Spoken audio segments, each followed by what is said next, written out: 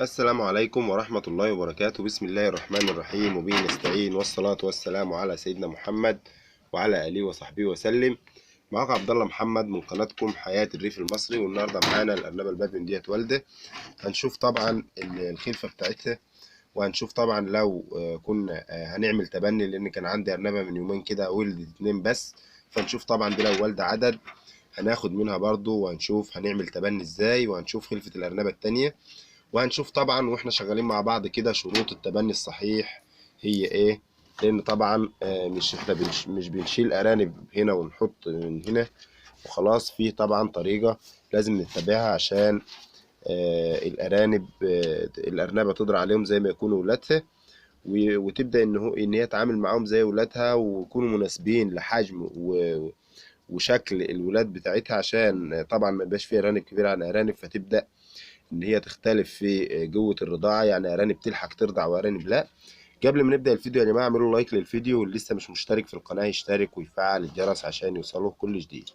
اول حاجة يا جماعة معانا الخلفة مع بعض اهيت، زي ما عودناكم بنقفل بالابلكاشة كده بيننا وبين الارنبة، وبناخد شوية شعر كده نحطهم في العلبة او الحاجة اللي احنا هنعمل فيها، اللي احنا هنطلع الارانب فيها. وهنبدأ نشوف بسم الله ما شاء الله، ونعد معانا الارانب او الارنب اهو يا جماعة. بسم الله ما شاء الله، حجم كويس. بالنسبة للأرنب دي، الأرانب دي مولودة امبارح يا جماعة. بالنسبة للأرنب حجم كويس قوي. بسم الله ما شاء الله، دي 1 2 3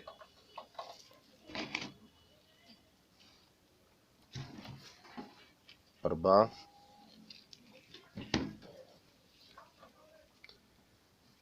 5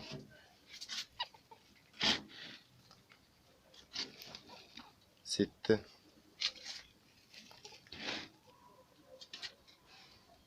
7 8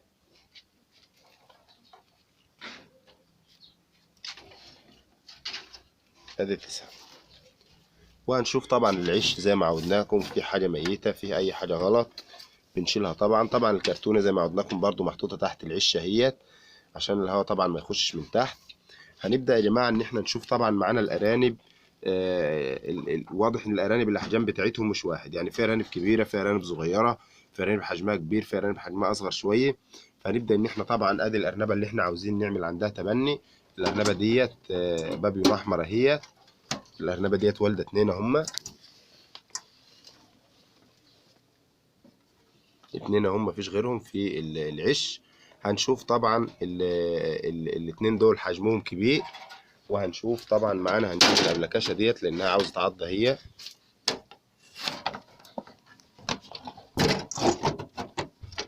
هنقفل عليها بالطريقة دي. هنشوف طبعا حجم الارنب ده كبير جامد يا جماعة. الارانب دول مولودين قبل التانيين بيومين. فطبعا هنحتاج ان احنا نشوف اكبر ارنب او ارنبين هناك عند الارنبة التانية ونبدأ نجيبهم، لان طبعا لو حطينا ارانب صغيره مش هتلحق ترضع من الارانب دي حاجه. فطبعا هنحاول ان احنا نشوف الارنب الكبير اللي احنا حطيناه في الاول اهو مناسب. طبعا هو عيالها اكبر منه برضه شويه، بس هو اكتر ارنب ان هو مناسب له. وهنشوف ارنب كمان اهو. ادي كده دول بقوا 4، والتانيين كانوا 9، خدنا منهم 2 بقوا 7. هنحتاج كمان ان احنا نجيب ارنب واحد بس اهو. كده دول يا جماعة بقوا 5 أرانب، والتانيين 6. ال5 أرانب دول برضو مناسبين لحجم بعض إلى حد ما، يعني الأرنبين ال3 أرانب اللي أنا جبتهم صحتهم كويسة وأرانب كبيرة، والأرانب دول برضو كلهم أصبحوا إن هم مناسبين برضو لحجم بعض، مفيهمش أرانب كبيرة. هنبدأ إن إحنا برضو نشيل نغطي كده الأول على الأرانب دي زي ما حضراتكم شايفين كده. وهنبدأ إن إحنا نشيل الأبلكاشة.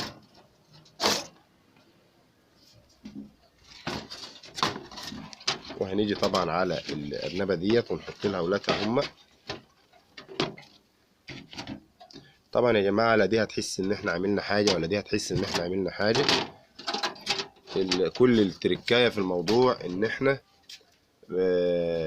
ما حبيناش إن إحنا نحط أرانب حجمها كبير عن أرانب، لأن لو في أرانب من دول صغيرة يا جماعة، لو إحنا أخدنا أي أرنب صغير مش هيلحق يرضع، وكمان ممكن الأرنبة تحس بفرق أو تلاحظ الفرق اللي بين عيالها وبين الأرنب اللي احنا جبناه، فتبدأ إن هي تضربه أو تبدأ إن هي تعوره. فطبعا مش هينفع، لازم إن احنا واحنا بنعمل تبني لازم إن احنا نلاحظ الأرنب اللي مناسب لحجم الأرانب اللي احنا هنعمل عندهم تبني. يعني ممكن أرنبة تكون والدة أرانب حجمها صغير جدا ننجي لها أصغر أرنبين، ممكن أرنبة تكون والدة أرانب حجمها كبير جدا ننجي لها أكبر أرنبين. ممكن الأرنبة اللي والدة عدد كبير تكون والدة مثلا من يومين ثلاثة أو من ثلاث أربع أيام، والأرنبة اللي والدة عدد صغير تولد لسه النهاردة. فبالتالي هنحتاج إن احنا ننجي أصغر أرانب عند الأرنبة اللي هي والدة عدد كبير عشان يبقوا متناسبين مع الأرانب اللي هي مولودة النهاردة.